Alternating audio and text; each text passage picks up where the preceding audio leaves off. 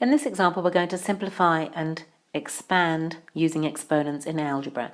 And really, algebra just means that we don't know what the letters look like. So it looks very, very similar to the type of thing that we've done before, but we have letters representing the numbers because we don't know what the exact value of the numbers are.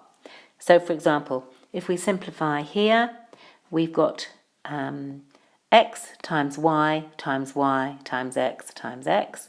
We have x times x times x. So we could rewrite it because multiplying can be in any order. It doesn't change the value.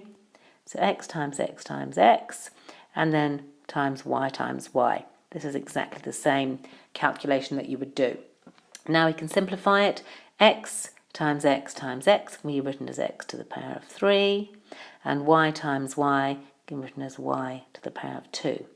We could have also written it as y to the power of 2, x to the power of 3, because the order in which we write multiplication doesn't affect the answer, but usually we would put the letters in alphabetical order as well.